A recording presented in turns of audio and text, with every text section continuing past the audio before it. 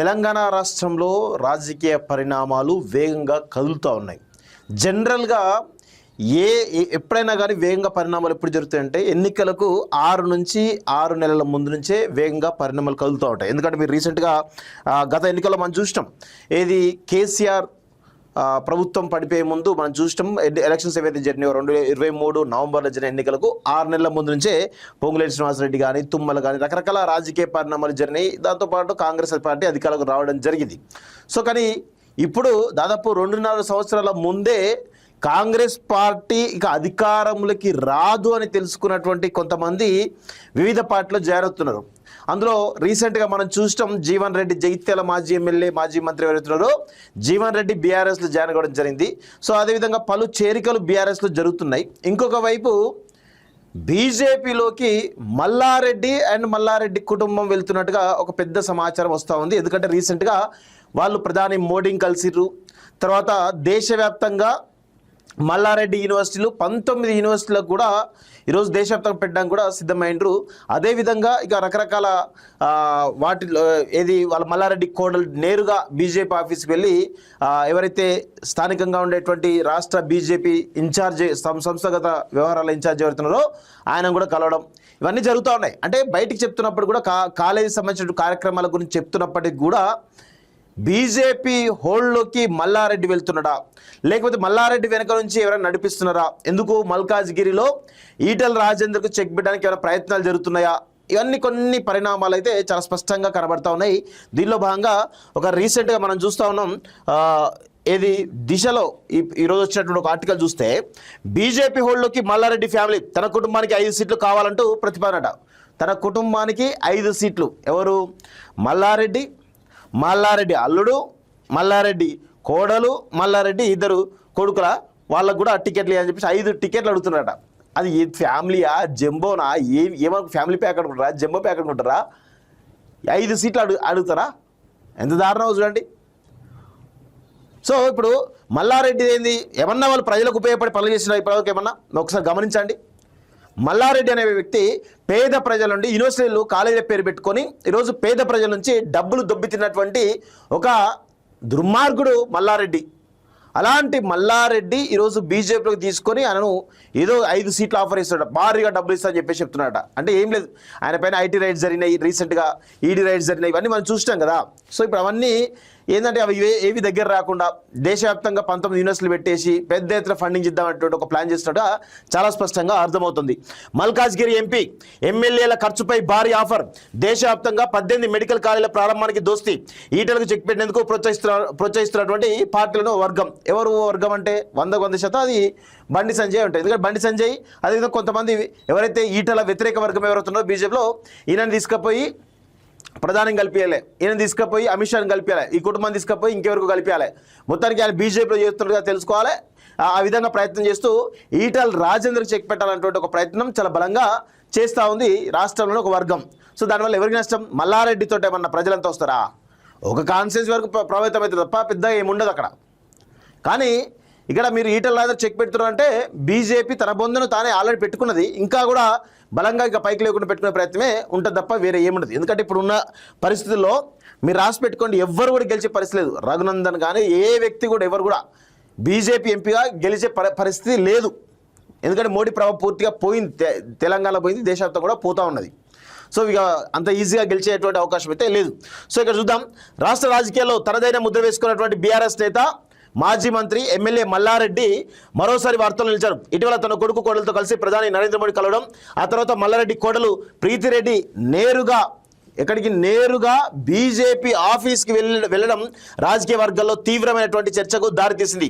ఈ నేపథ్యంలో మల్లారెడ్డి కుటుంబం బీజేపీలో చేరడం ఖాయమనేటువంటి చర్చ చాలా బలంగా జరుగుతుంది. కమలం పార్టీ కీలక నేతల సహకారంతో మల్లారెడ్డి బీజేపీతో టచ్లో ఉన్నారని, అగ్రనాయకత్వం సైతం ఆయన చేరికపై సానుకూలంగా ఉందని ఆ పార్టీ నేతలు అంతర్గతంగా చెబుతున్నారు.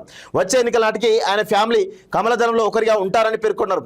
ఈ ప్రచారాన్ని మల్లారెడ్డి ఆయన కుటుంబ సభ్యులు ఖండిస్తున్నారంటూ చూస్తున్నాం. అది 100%. ఎందుకంటే రీసెంట్గా ఆమె బీజేపీలో కూడా బీజేపీ గురించి కూడా చాలా పాజిటివ్గా మాట్లాడదు, ఎవరు మల్లారెడ్డి కోడలు.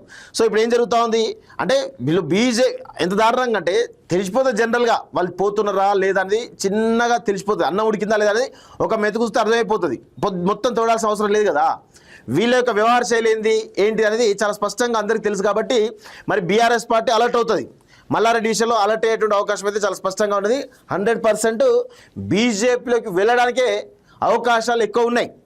మరి బీఆర్ఎస్ స్ట్రాటజీ ఏ విధంగా ఉంటుందో, ఎందుకంటే బీఆర్ఎస్ బీజేపీ పోస్ట్ అలయన్సా ప్రీ అలయన్స్ ఏదో ఒకటి మాత్రం పెట్టుకునే అవకాశం అయితే కనబడతా ఉంది. పోస్ట్ అలయన్స్ అయితే మరి ఎట్లుంటుందో చూడాలి.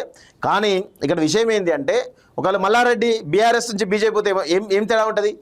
వచ్చేదంతా మళ్ళీ వాళ్ళ అక్కడ ఆంధ్రప్రదేశ్ కూటమి పెట్టిందో ఇక్కడ కూడా అదే కూటమి కనబడుతుంది. స్పష్టంగా సంకేతాలు వస్తూ ఉన్నాయి. చూద్దాం. సో ఊహాగానాలకు బలం. ఏఐకి సంబంధించి విద్యార్థులు ప్రోత్సహించే కార్యక్రమానికి ఆహ్వానించేందుకు మల్లారెడ్డి తన కొడుకు కోడలతో కలిసి ఇటీవల ప్రధాని మోడీని కలిశారు. దీనిపై ప్రధాని సైతం సానుకూలంగా స్పందించారు తెలిసింది. ఆ తర్వాత ప్రీతిరెడ్డి ఒక అడుగు ముందుకేసి నేరుగా బీజేపీ స్టేట్ ఆఫీస్ వెళ్లారు. అక్కడ బీజేపీ రాష్ట్ర ప్రధాన కార్యదర్శి చంద్రశేఖర్ తివారీని కలిసి ఆయన సైతం కార్యక్రమానికి ఆహ్వానించారు. ఈ నేపథ్యంలో బీఆర్ఎస్ ఎమ్మెల్యేకు ప్రధాని అపాయింట్మెంట్ దొరకడం, ఆ తర్వాత కోడలు బీజేపీ ఆఫీస్కి వెళ్లడం వెనుక చాలా మతలబు ఉందని కమలం పార్టీ నేతలు చెబుతున్నారు. ఏదైనా కార్యక్రమానికి ప్రజాప్రతినిధులు, అధికారులు, రాజ్యాంగ పదవిలో ఉన్న వారిని ఆహ్వానిస్తారని, కానీ మల్లారెడ్డి కోడలు ఏకంగా ఒక పార్టీ కీలక నాయకుడిని ఆ పార్టీ ఆఫీస్ వెళ్ళి ఆహ్వానించారంటే ఆమె ప్రత్యక్ష రాజకీయాలకు రానున్నారని, అదే సమయంలో బీజేపీలో చేరుతారనే ఊహాగాలకు బలం చేకూర్చినట్లయింది. కాంగ్రెస్ రిజెక్ట్ చేయడంతో, అంటే కాంగ్రెస్ ఆల్రెడీ తీసుకోదు. ఎందుకంటే ఒక్కసారి కనుక మల్లారెడ్డిని కనుక కాంగ్రెస్ పార్టీలో తీసుకుంటే రేవంత్ రెడ్డి పరువు మొత్తం కూడా పోతుంది. ఎందుకంటే ఎరే గుట్లే సాలే అనుకుంటా మాట్లాడాడు ఎవరు మల్లారెడ్డి, అంత దారుణంగా మాట్లాడాడు. ఇప్పుడు పుష్కర ఆయన కాంగ్రెస్లో తీసుకున్నాను అనుకోండి, ఏమవుతుంది? దారుణంగా ఉంటుంది పరిస్థితి. సో మల్లారెడ్డి తన ఫ్యామిలీతో కలిసి బీజేపీలో చేరడానికి రంగం సిద్ధం చేసుకున్నారని కమల్నాథులు చర్చించుకుంటారు. కోడలు ప్రీతిరెడ్డికి మల్కాజ్గిరి ఎంపీ టికెట్, తనకు అల్లుడు కొడుకు అసెంబ్లీ సీట్లు, మొత్తంగా 5 సీట్లు ఇవ్వాలని మల్లారెడ్డి ప్రతిపాదన పెట్టినట్టు బీజేపీ నేతలు చెబుతున్నారు. అలా ఇస్తే మల్కాజ్గిరి ఎంపీతో పాటు ఆ పార్లమెంట్ సెగ్మెంట్ పరిధిలోని 7 అసెంబ్లీ స్థానాల ఖర్చు తానే భరిస్తానని మల్లారెడ్డి కమలం నేతలకు ఆఫర్ ఇచ్చినట్టు తెలిసింది. దీంతో కమల్నాథ్ నుంచి ఆయన కొంత సానుకూల స్పందన వచ్చినట్టు చర్చ జరుగుతుంది. దీనిలో భాగంగానే ప్రీతిరెడ్డి బీజేపీ కార్యాలయానికి ధైర్యంగా వెళ్లారని, ఆ తర్వాత సమర్థించుకున్నారని చెబుతున్నారు. విద్యా సంస్థలు, వ్యాపారాలు ఉన్నవారు, ఒక రాజకీయ పార్టీలో ప్రజాప్రతినిధులుగా ఉన్నవారు మరొక పార్టీ కార్యాలయం వెళ్ళడం అంత ఆషామాషి వ్యవహారం కాదనే చర్చ చాలా బలంగా జరుగుతూ ఉంది. సో ఇక్కడ ప్రధానమైనటువంటి విషయం, ప్రీతిరెడ్డి నేరుగా బీజేపీ ఆఫీస్ పోయింది అంటే 100కు 100% ఇది బీజేపీలో చేరడానికే ఆస్కారం ఎక్కువ ఉందనేది చాలా స్పష్టంగా తెలుస్తూ ఉంది. సో మల్లారెడ్డి పోవడం వల్ల డబ్బులు పెద్ద ఎత్తున వెదజల్తారేమో కానీ మరి అక్కడ పెద్ద ఎత్తున క్యాడర్ పోయేటువంటి అవకాశం అయితే చాలా తక్కువ. ఎందుకంటే మల్లారెడ్డికి అంత ఇండివిజువల్గా పెద్ద క్యాడర్ ఏం లేదు, డబ్బుతోటి కూడుకున్నట్టు క్యాడర్ తప్ప వేరే ఏం లేదు. కావాలని ఈమెను చర్చలోకి తీసుకొస్తున్నారు ప్రీతిరెడ్డి. ఈమెవరు? ఈ రాష్ట్రానికి సంబంధించిన వ్యక్తి అయితే కాదు, గుర్తుపెట్టుకోండి, అది మాత్రం గుర్తుపెట్టుకోండి. సో కాంగ్రెస్లో చేర్చుకునేందుకు సీఎం రేవంత్ రెడ్డి సుముఖంగా లేకపోవడంతో కాంగ్రెస్ డిప్యూటీ సీఎం డీకే శివకుమార్ కలిసి పార్టీలో చేరేందుకు టికెట్లు సంపాదించేందుకు మల్లారెడ్డి ప్రయత్నించి విఫలమయ్యారని టాక్. రేవంత్ రెడ్డి ఉన్నంత వరకు కాంగ్రెస్లో ఎంట్రీ కష్టమని భావించి బీజేపీలోకి వెళ్లేందుకు ప్రయత్నాలు చేస్తున్న సమాచారం. అంతేకాకుండా ఐటీ, ఈడీ సంస్థల రైట్స్ నుంచి తమ విద్యా సంస్థలు కాపాడుకోవడంతో పాటు దేశవ్యాప్తంగా విస్తరించేందుకు బీజేపీ మద్దతు అవసరమని ఒక అంచనాకు వచ్చిన ఆయన ఆ పార్టీలో చేరేందుకు నిర్ణయం తీసుకున్నట్లు చర్చ జరుగుతున్నది. సో అన్ని రకాలుగా లెక్కలు వేసుకున్నాకే బీజేపీ నేతలు మల్లారెడ్డి కుటుంబానికి రేసిగలిచ్చినట్లు చర్చ జరుగుతుంది. పార్టీ ఖర్చులు భరించడం, గెలవగలిగే సత్తా, సామాజిక కోణాలు ఉన్న నేత కావడంతో ఆయన పట్ల సానుకూలంగా ఉన్నట్లు సమాచారం. మల్కాజ్గిరి ఎంపీగా ఉన్నటువంటి ఈటల రాజేందర్ కు చెక్ పెట్టేందుకు ఆర్థికంగా, రాజకీయంగా బలమైన మరొక నేత కోసం బీజేపీలోని ఈటల వ్యతిరేక వర్గం మల్లారెడ్డి కోడలు ప్రీతిరెడ్డిని ఎంపీ టికెట్ కోసం ప్రతిపాదిస్తున్నట్లు టాక్. దీంతో ఒకే దెబ్బకు 2 పిట్టలు, అంటే ఒక సామాజిక వర్గం బలం, డబ్బులు, అదేవిధంగా ఈటల చెక్ పెట్టడం, ఇవన్నీ కూడా చేయాలని చెప్పేసి ఒక వర్గం చాలా బలంగా ప్రయత్నిస్తుంది. మెడికల్ కాలేజ్ విస్తరణ కోసమేనా అంటే డబ్బుల కోసమే. డబ్బులు సంపాదిస్తారు, పేద ప్రజలను, సామాన్య ప్రజలను తోటి ఫీజులు లక్షల రూపాయలు వసూలు చేసుకొని అవే డబ్బులు మళ్ళీ పార్టీలకు ఫండ్ ఇస్తూ ఉంటారు ఈ కాలేజీకి సంబంధించిన వాళ్ళు. మల్లారెడ్డి కానీ, పల్ల రాజేశ్వరరెడ్డి కానీ, ఎవరైతే ఈ కాలేజీ యాజమాన్యం అవుతారో అందరూ కూడా ఇదే పరిస్థితి కనబడతా ఉంది తప్ప వేరే ఏమీ లేదు. వాళ్ళకు ప్రజల సమస్యలు పట్టవు, ప్రజల కోణంలో అసలు మాట్లాడరు, ఏది మాట్లాడు. వాళ్ళకి డబ్బులు వచ్చినాయా, దొబ్బి తిన్నామా, తీసుకుపోయి కొంత ఫండ్ ఇచ్చినామా, అయిపోయింది. ఇదే ఉంటుంది తప్ప వేరే ఏమీ ఉండదు అనేది చాలా స్పష్టంగా గుర్తుపెట్టుకోవాలి. సో మొత్తానికైతే ఈటల రాజేందర్కు సొంత పార్టీలో నేతలే చెక్ పెడుతున్నారని చాలా స్పష్టంగా అర్థమవుతోంది. మరి ఇది ఎంతవరకు పోతుందో ఏందో చూడాల్సినటువంటి అవసరం అయితే ఉంది. సో